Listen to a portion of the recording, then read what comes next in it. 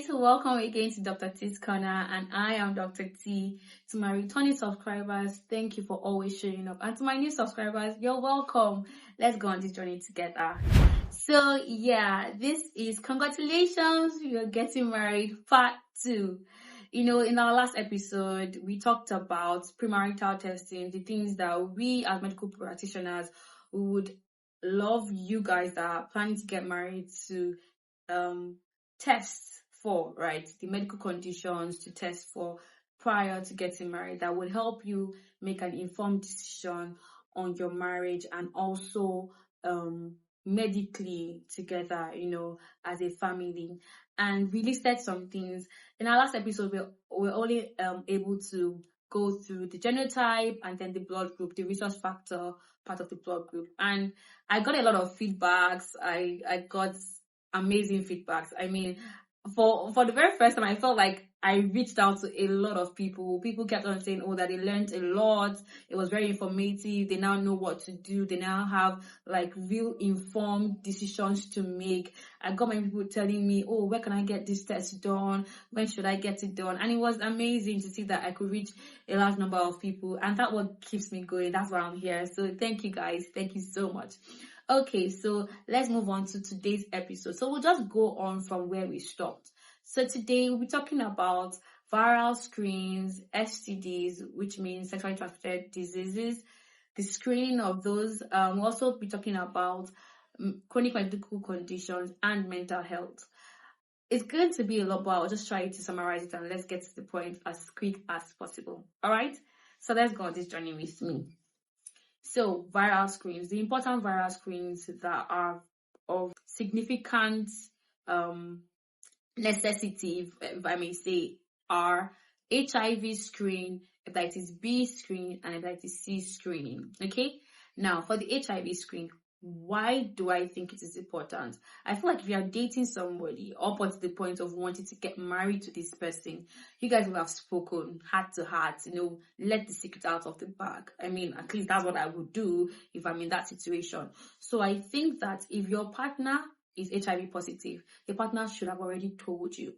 And if that's the reason why you're not considering being with this partner, then you're wrong. If that's the only reason. Why do I say so? You can literally have a good marriage, a healthy family with an HIV positive person. Don't be shocked. Yes, I said what I said.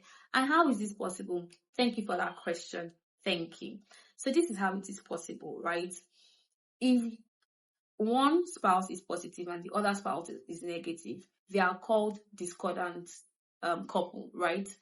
It just means that the positive partner should adhere to his medications, which is antiretroviral medications. We all know there's no cure for HIV up until this moment, right? I'm not saying that tomorrow now I will not just come up with a cure, but at this moment there's no cure, but it can be managed, right? It can be managed by using your antiretroviral medications. If you keep using it, keep going for your doctor's appointments, keep going for regular testing for your viral load and CD4 counts, you would see that if you are adhering to all of these things, it will get to a point where your viral load, that means the amount of HIV in your system, would be undetectable, and that is great news. It doesn't mean that you no longer have HIV. It just means that you have an HIV that cannot be transmitted to another person through sex or the various ways, because it is undetectable in your system. It is that low. I hope you are following. Now, what does this mean? It means that if you have a partner that is HIV positive, you can get married to that partner. Now, that's the HIV positive partner's to play. The use of his medication, going for doctor's appointment, going for testing, and all of those things. Now, and avoiding risky practices like sharing of needles and all of those things, right? But for the negative partner, you have your own part to play too, okay? Apart from supporting your partner and all, you also have the part of using your own medication. It's called PrEP. That's pre-exposure prophylaxis, okay? Pre-exposure prophylaxis. It's called PrEP. So you use it. It also helps reduce the risk of transmission from your partner to you. And when it's time to have sex, you have to use condoms, okay? You also have to use condoms. But when you're trying to have a baby, okay, when it's now time to have a baby, you obviously have to stop using the condoms to get pregnant, right? But remember, if you guys are planning to have a baby, both of you need to visit the hospital more often. Continue to check for the viral load of the positive partner. Make sure that it is still undetectable. And then the woman should continue, if it's the woman that is negative, the woman should continue using a PrEP, right? Now, once that is done, you can now have unprotected sex without the condom. So once you're having this unprotected sex and you then in turn are pregnant, you continue to use your medication, continue everything. When it's time to give birth, they'll keep on checking you. They'll check your status if you're HIV positive or negative. You keep on being negative up to the point of birth. That means you can never transfer it to your child because you are negative and the child will also be negative. Happy for everyone. This is if the male is the positive one and the female is the negative one. If it's the other way around also, it can work. It's just that now the man will start using the PrEP. The woman will be adhering to her ART, our antiretroviral medication. Keep on using it. Keep on following the doctor's advice and everything. And keep on going for lab testing so you have an undetectable viral count. When that is done, you get pregnant. You keep on using your medication. It's safe in pregnancy. So you keep on using your medication. And when you keep on using to the point of delivery, if it's still undetectable, there are 3 ways by which the child can get this virus. It can be in the pregnancy period, it can be during delivery, and it can also be during breastfeeding. So if it is undetectable, like I said earlier, the risk of giving this baby the HIV virus is very minimal. But still, after the delivery, within 6 hours, the child needs to be started on an antiretroviral medication also up until the point of 6 weeks. That would make it avoidable for the baby to, have the virus. Sorry for lack of right words to use, but I hope you get the point. So everything I just said now is to say that I'm negative, or can I marry an HIV positive person? Yes, you can. And I know now in this age and stage, the stigmatization of HIV patients has greatly reduced, but it's still out there. And I want to say that they lead normal lives. I know a lot of people that are HIV positive people that have good families. Children are all negative. They're enjoying their life. They're leading normal lives. And you don't even know about them. So is it possible to lead a normal life? It is very possible. I hope I've helped a lot of people today. Now let's move on. Hepatitis B virus is a different ballgame. Okay? Hepatitis B virus is a virus that affects the liver. Alright? And hepatitis B and hepatitis C can in turn lead to hepatocellular carcinoma. That's cancer. So yeah, it's not really a cool thing. But see, you can still lead a normal life with hepatitis B. Hepatitis C, I'll be coming to that much later. So let's talk about hepatitis B virus. Now, this virus, let's say I have it, right? And my partner does not have it. My partner would go and get tested. See, do I have it? I don't have it. Okay, I don't have it. Then the partner has to be vaccinated. Now, vaccination is very important in hepatitis B virus transmission, right? Why? Because it gives a lifelong immunity, right? That's if you complete your doses. So you have to have 3 doses of hepatitis B vaccine, right? And in the future, you can have booster doses. So you need to get this vaccination. Once you get it, you can lead your normal life. The person that is positive will continue to have antiviral medications like a cyclovir and the rest. Just go to the hospital and let the doctor see you and manage you accordingly. But stick to the regimen they give you. Use your medications, okay? If you use your medication and you adhere, go for your doctor's appointment, go for your testings and all, you'll be fine. You'll lead a normal life and you won't be able to transmit anything to your spouse. But you also have to use condoms and stuff. But when it's time to have a baby, you do the same thing that we did when we're talking about HIV. So you go see the doctor regularly, let the doctor confirm that, okay, you can try for a baby now. Once you're pregnant, if it's the woman was negative before and she took a vaccination, she's negative, her baby is going to be negative, everybody is going to be fine. But if it's the woman that was positive, she continues to use her medication, fine. But at when she now delivers her baby needs to take 2 things immediately, 2 things within the span of 24 hours. What are they? Hepatitis B vaccination and hepatitis B immunoglobulin. Those 2 are to be taken within 24 hours of birth. Why? This is to prevent the baby from having it, and also to allow the mother be able to breastfeed the baby, right? Yeah.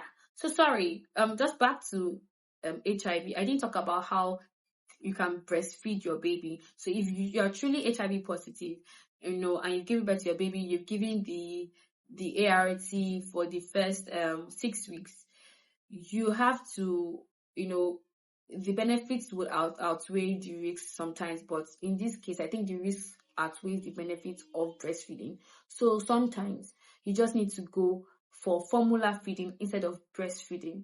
All right. Yes. So for children born of HIV mothers, it's just safer to just go through the formula feeding route. Okay. So I forgot to say that. Yeah. So that's all for hepatitis B virus. Now hepatitis C virus. Now, why I said it's dicey is because up until this moment, we've not had a lot of trials to see there can be a vaccine. So there's no vaccination for hepatitis C virus. There's no medication for hepatitis C virus. There's no nothing at this point. Only there's something overnight and I did not know about it, right? But it's a very dicey one. So that's why we have to be very careful. Safe sexual practices. Stop sharing sharp stuff. Be careful with body fluids and blood, because once you have hepatitis C virus, I really don't know a way out of it as of now. I'm sorry to bring this bad news, but I don't know a way out of it as of now. So we have to be very careful. Very, very careful. Okay. So that's it about the viral screens. Now STDs. So I'm not going to really go deep into this. So you just need to check. Do I have chlamydia? Do I have gonorrhea? Do I have all of these other things, right? Syphilis. These ones are curable. These ones are treatable. These ones are not like the HIV or hepatitis B or hepatitis C. So if you have it, you treat it. Be faithful and be true to your partner. Tell your partner, in my former years, I was doing this. This is what I have. Okay, let's go and get tested. Let's treat it. Okay, be open. Open communication is very good. I'm sure this is things that you learn along the dating and the cutting season, and even during premarital counseling. Okay, so I'm not going to go into that, but I'm just doing my own premarital testing counseling. All right. Okay, so that's about viral screens and STDs. I hope you've learned a lot. Now let's move on to chronic medical conditions. Many people don't see the need to take note of these things, and they are really important. Okay, now I'm going to be speaking on just 3 things. Yeah, just 3 things. Okay, let's just say 4. Chronic medical condition and then something else. Okay, so hypertension is one very important one. Okay, now how do you know if you're hypertensive? You walk into the hospital, they check your blood pressure. It's very high. It's like 140/90 and above.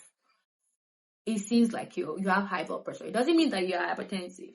They check it again on another occasion, and it's the same thing, 140 and above.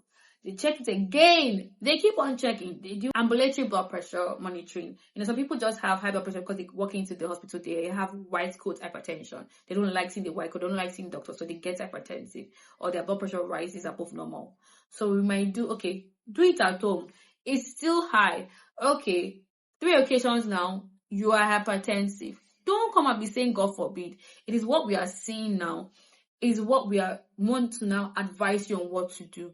So you start, take heed, right? Okay. So there are certain things you need to know. If your partner is hypertensive, you need to ask questions. How? There are certain risk factors that can lead to you having hypertension. It might be, you drink a lot, you smoke a lot, you don't exercise, there's a lot of salt in your diet. Okay, you just live a sedentary lifestyle. You don't go on a jog, you don't do anything, you don't burn calories. These things who are risk factors to having hypertension. So you ask these questions. If your partner is saying, I don't do this, I don't do this, I don't do that, so how did you get it? It might be hereditary.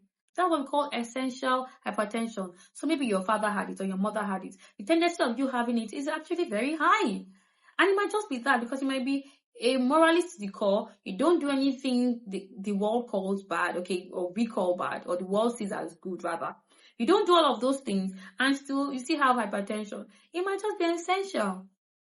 And that means if your husband, if your significant partner has it, the fact that he has it, you have to be very watchful because your children might also just happen to have it. And you should be ready for that. Now, hypertension. They need to be very, very adherent to their medication because if they are not, it can affect other organs and there can be complications that arise from it. So you as a spouse that doesn't have it, you have to be very supportive of your spouse that has it. Tell them, follow them to doctor's appointments, let them refill their medications, let them have low salt diet, follow them to the gym or jogging, just make sure that they exercise. Low fats, low calories, all of these things, you have to be very watchful because if you are not, at some point, if the condition goes worse, you start seeing that the person now has hypertensive heart disease, person now has a stroke, person now has other things. You don't want to be having a liability in your marriage. You don't want to start life or in the middle of life start having midlife crisis because of some medical conditions. So that's why I'm saying now, before you enter, let's know, what do you have? What do I have? What are the things that we're supposed to pay attention to? Let's plan to live a healthy life. Let it be that in our marriage, it's not a medical condition or medical stuff that is making us to run helter-skelter. Let's take charge of our health. Okay? I hope that makes sense to you. All right. So diabetes is another one. If either of you is diabetic, if you know already, tell your spouse. If you don't already, go and get tested. Go and do a random blood sugar, go and do a fasting blood sugar in the hospital. Just go and tell them, oh, you heard about something, you want to check if you are diabetic. It might even be that your father or your mother was or were diabetic. Very good. The chances of you being diabetic too in the nearest future, it's there, okay? So just go and get tested. If you are, you see an endocrinologist, okay? Let them start you on a regimen. You see a nutritionist, let them start you on a diet plan, okay?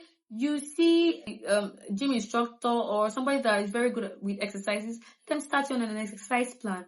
All right? All of these things are going to help you. And you need a supportive spouse to also be in this with you because there are many things that you should avoid. There are many things that you should take note of when you're talking about diabetes. There are many complications that can arise. Okay, but if you adhere to these things, if your partner knows about it, if you have a support system, then you go ahead living a normal life, even with this condition. I hope I have helped. Another one I want to talk about is asthma.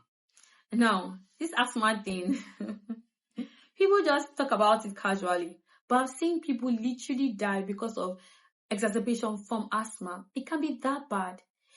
If you already know your triggers, the things that you are exposed to, that make you already start having breathlessness and these triggers, very important to talk to your partner about it. If your partner doesn't know that you're allergic to perfumes or perfumes are one of your triggers, and your partner is one person that she can spray 100 perfumes at a go,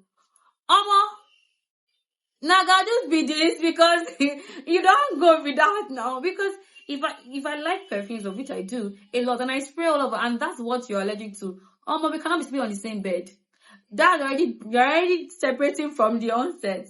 Do you understand? So there has to be some sort of compromise, okay? So your partner will know, he cannot do hiking, he cannot do this because these are some of his triggers, okay?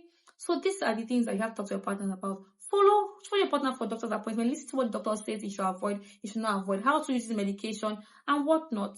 Very, very important. Okay? Allergies too. You need to be able to talk about these things. Oh, what are you allergic to? These are the things I'm allergic to. What are you allergic to? It can be medications, it can be food. What if your wife cooks or your spouse at the moment, your partner cooks the best seafood okra, seafood platter, seafood things, and you know that you are allergic to seafood, but you're like, oh, she's the love of my life, I don't want to hurt her. These are the things you're supposed to talk about. So that's about the chronic medical conditions. I mean, there's still a lot, but these are the ones that are really prevalent in our societies, and I feel like we need to know about it. Okay, so let's move on. To end this episode, very, very important, mental health care. Talking about this, I'm not an expert in mental health topics, right? But I cannot talk about premarital testing without talking about this. A lot of people have gone through a lot in their lives. A lot of people have had big traumas that give them PTSD, that's post-traumatic stress disorder. A lot of people have had it not so easy in life that now they think of suicide. A lot of people have been very depressed. A lot of people, they have anxiety disorder. These are just to mention a few. I'm really mellow now because people are going through a lot. And you might just see somebody, fall in love, the butterflies, everything. And you might not really know that this person is battling with a lot. So yeah, even in all your lovey-dovey, going out on dates and everything, have deep conversations. Ask questions. What are the things that keep you up at night? What's your most scary moment?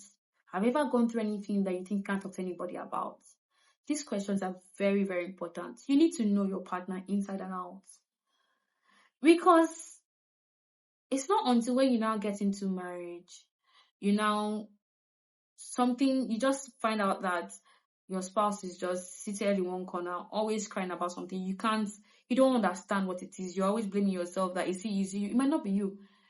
It might be this is how it has always been, because he or she is remembering something that causes her to be sad or causes him to be sad or things like that. You need to be able, because it can put a dent in your marriage. You can just start blaming yourself that you don't know what's going on. You don't know why this person is always crying, why the person is always anxious, why the person will just start fidgeting at the slightest thing. And it's not you. It is not you. It's actually something that the person is battling with. So yes, you need to have these conversations. You need to see therapists. You need to see counselors. Okay? Let it out. See that this person is actively being treated. Some people need to get on pills. Some people need to join a therapy group, which you will go with them. Some people are addicted to stuff. Some people are addicted to a lot of things. Drugs, alcohol. Are they going for their AA meetings? Are they going for... Some people need anger management classes. You might be seeing the soft side of your spouse, but you don't know how this person is dealing with a lot. Until the person raises his hand or her hand against you to want to hit you, you already know that person has anger issues. So yes, you love this person, but escort this person to anger management class and see that person is actually doing these assignments and actually getting better. It's for your good. It's for the good of the marriage. It's for the good of the family. All right. So that being said, these are some of the things that you should get tested, you should monitor, you should care about medically before you go on that journey called marriage. It's a lifelong journey. It's one of the institutions where you get a certificate even before you start the journey. It is still death do us part. Okay, so it's a big deal. So if you're planning, you're going on dates, you're ready for the wedding itself, you're getting your vendors, your wedding planner, after a big gang and everything, you're going for a premarital counseling, which is very, very important. Please also treat your premarital testing as important. I hope you've learned 1 or 2 or 3 or 4 things. You can comment your questions, your experiences in the comment section. Please don't forget to like, share, and subscribe. Spread the news. Let people know these things. People really need to know it. So please remember to stay healthy, true, and beautiful. I remain your host, Dr. T. I'll see you in the next episode. Bye.